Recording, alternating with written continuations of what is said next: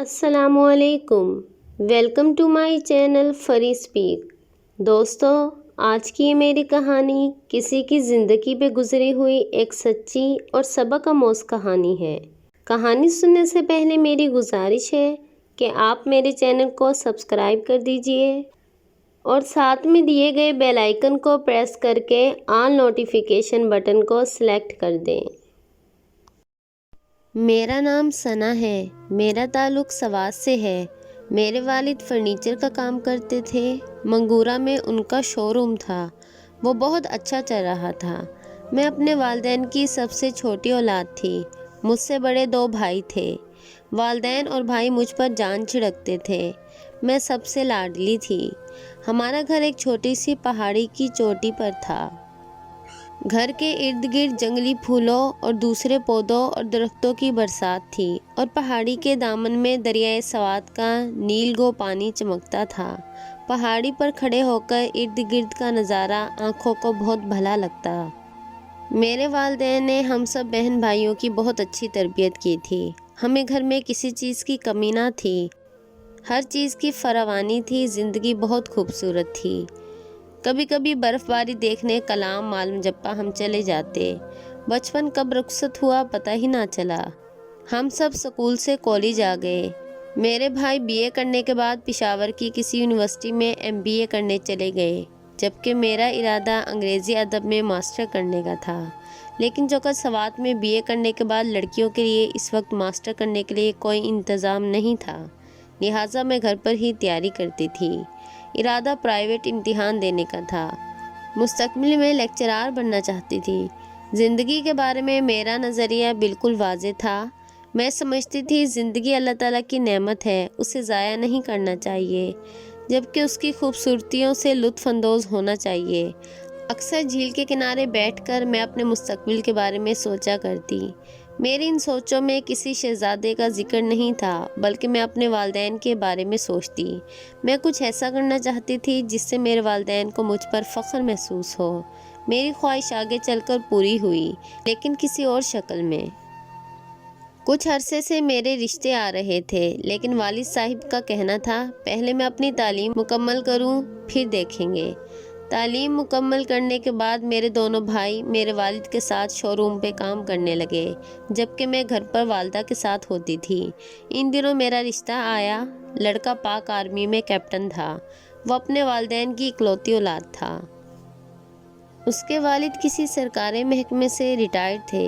وہ لوگ سوات سے بھی تعلق رکھتے تھے۔ بہت اچھے اور خاندانی لوگ تھے۔ مجھے تو انہوں نے پہلی نظر میں ہی پسند کر لیا۔ بابا کو بھی وہ لوگ بہت پسند آئے۔ بہرحال وہ مجھ سے پوچھے بغیر ان کو ہاں نہیں بول سکتے تھے۔ میں شام کو بابا کے ساتھ پہاڑی پہ واک کر رہی تھی۔ اس دن واک کے دوران مجھے ایسا لگا وہ مجھے کچھ کہنا چاہتے ہیں۔ تھوڑی دیر بعد انہوں نے بات شروع کی، بیٹا میں آج آپ سے کچھ باتیں کرنا چاہتا ہوں۔ انہوں نے مجھ سے پوچھا یہ بتاؤ میں کیسا باپ ہوں؟ میں نے کہا آپ دنیا کے سب سے بہترین والد ہیں۔ مجھے آپ پر فخر ہے کہ میں آپ کی بیٹی ہوں۔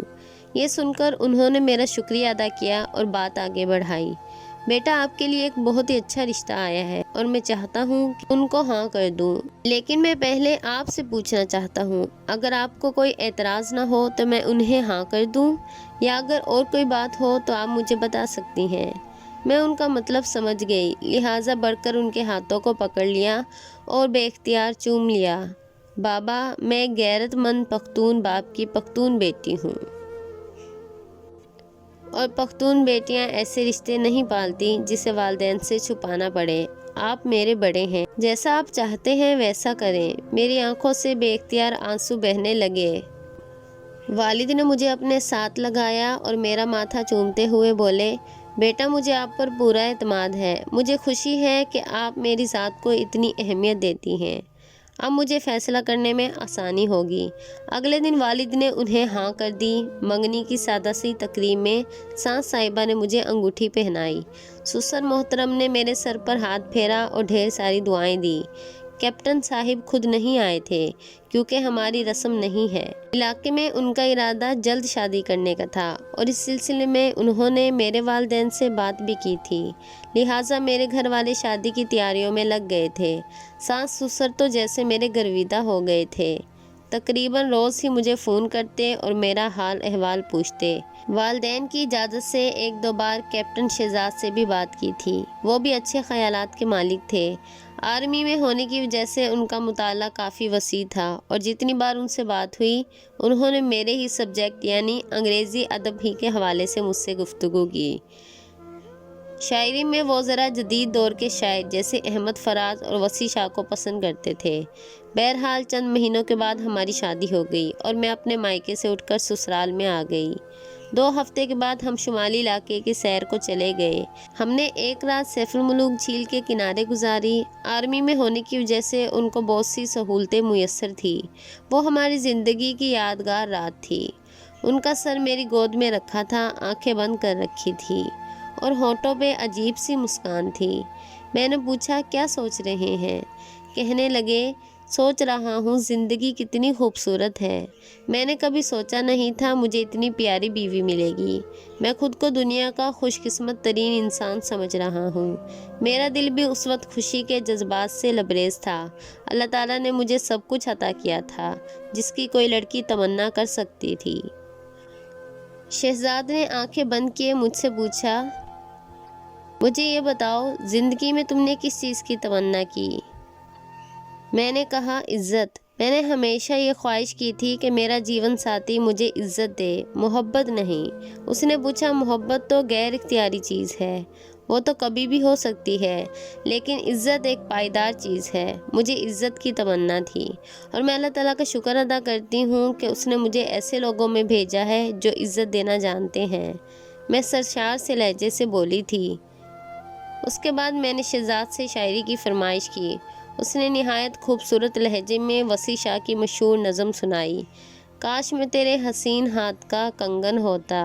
یہ نظم مجھے بھی بہت پسند تھی۔ چند دن بعد ہماری واپسی تھی۔ شہزاد دوبارہ اپنے یونٹ میں چلے گئے۔ انہوں نے خود کو گھر کے کاموں میں مصروف کر لیا۔ میرے ساس سسر نہایت پیار کرنے والے اور خیال رکھنے والے لوگ تھے۔ وہ میرا بہت خیال رکھتے تھے۔ مہینے میں 1-2 بار مائکے کا چکر بھی لگا رہتا تھا، جبکہ شہزاد بھی مہینہ آدھ مہینہ چکر لگاتے تھے۔ زندگی بہت خوبصورت تھی اور خوبصورتی سے ہی گزر رہی تھی۔ پھر اچانک شہزاد کو کسی ٹریننگ کے سلسلے میں 1 سال کے لیے کسی اور ملک جانا پڑا۔ اب گھر میں ہم 3 لوگ، میں، میری ساس اور سسر رہتے تھے۔ میں اپنے کمرے میں اکیلی سوتی تھی۔ ایک رات اچانک کسی بھیانک خواب کی وجہ سے میں ڈر گئی اور چیخیں مارنے لگی، جس سے میری ساس اور سسر جلدی سے میری خبر لینے آ گئے اور ہم نے وہ پوری رات جاگ کر گزار دی۔ جب صبح ہوئی تو اس واقعے کی خبر میرے شوہر کو دی گئی، جس سے اس کو کافی بے چینی ہونے لگی۔ اب اس نے طے کیا کہ میرے سسر صاحب 1 رات میرے کمرے میں گزاریں گے اور 1 رات میری ساس کے کمرے میں۔ اب ہمارا یہی شیڈول بن گیا۔ سسر صاحب 1 رات میرے کمرے میں گزارتے اور 1 رات میری ساس کے کمرے میں۔ ایک رات میں سو رہی تھی کہ اچانک مجھے چرپائی پہ کسی کا وجود محسوس ہوا۔ جب میں نے جلدی سے دیکھا تو سسر صاحب تھے۔ بہانے سے کہنے لگے میں نے سوچا اٹھ کر آپ کی چارپائی پہ سو جاؤں، جس سے آپ کی ڈر کی شدت میں کمی آ جائے۔ اس رات تو میں چپ ہو گئی، لیکن میری اسی چپ نے مجھے نقصان پہنچا دیا۔ اگر میں یہ بات اپنے شوہر کو بتا دیتی تو شاید دوبارہ ایسا نہ ہوتا۔ جب صبح ہوئی تو سسر صاحب آنکھیں بھر بھر کے میری طرف دیکھ رہے تھے۔ اب مجھے سسر سے ڈر لگنے لگا، لیکن میری بھی مجبوری تھی کہ شہزاد کے کہنے پر وہ ہر دوسری رات میرے کمرے میں آ جاتے۔ ایک رات وہ ہو گیا جس کا مجھے ڈر تھا۔ سسر صاحب نے تمام حدیں پار کر دی۔ میں خوب روئی کیونکہ یہ ایک ایسا واقعہ تھا جو میں کسی کو نہیں بتا سکتی تھی۔ اب تو سسر کی روٹین ہی بن گئی، جب ان کا دل کرتا وہ میری مجبوری کا فائدہ اٹھاتے۔ اب میں پریشان رہنے لگی تھی۔ شہزاد میرے ساتھ بات کرنا چاہتے تو میں نہ کرتی۔ کبھی سوچتی شہزاد کو یہ سب بتا دوں، لیکن یہ سوچ کر چپ کر جاتی کہ اگر شہزاد کو اس بات کا پتہ چل گیا تو وہ پردیس میں سخت پریشان ہوں گے، کیونکہ وہ مجھ سے بہت محبت کرتے تھے۔ کہتے ہیں وقت کا کام ہے گزرنا، اور آخر کار 1 سال بیت گیا اور شہزاد وطن واپس آ گئے۔ اب میں کافی پریشان رہتی۔ شہزاد کو آتے ہی علم ہو گیا کہ کوئی گڑبڑ ضرور ہے۔ جب شہزاد نے پریشانی کی وجہ پوچھی تو اس کو گلے سے لگا کے میں خوب روئی، لیکن آج تک میں نے اسے یہ بات نہیں بتائی کہ کہیں وہ اپنے باپ کی عزت کا ستیہ ناش نہ کر دے۔ لیکن ایک بات میں نے شہزاد سے ضرور منوائی کہ اب ہم اس گھر میں نہیں رہیں گے۔ ان کے وجہ پوچھنے پہ میں نے بتایا کہ اس گھر میں مجھے اکثر ڈر لگا رہتا ہے۔ پھر شہزاد مجھے اپنے ساتھ فوج میں لے گیا، جہاں اب ایک شاندار کوارٹر میں میں اور شہزاد رہتے ہیں۔ وہ بات اب میں بھلا چکی ہوں، لیکن کبھی کبھی یہ سوچ کر خوب روتی ہوں کہ ہوس کیسی اندھی چیز ہے جو اپنوں اور بیگانوں کو نہیں دیکھتی۔ آج کل ہر جگہ ہوس کے پجاری موجود ہیں جو اکثر اپنوں کی صورت میں پائے جاتے ہیں۔ دوستو، امید ہے آپ کو آج کی ہماری کہانی پسند آئی ہوگی۔ آپ ہماری ویڈیو کو زیادہ سے زیادہ شیئر اور لائک کیجیے اور اپنی بھی قیمتی رائے کا اظہار کمنٹ سیکشن میں ضرور دیجیے گا۔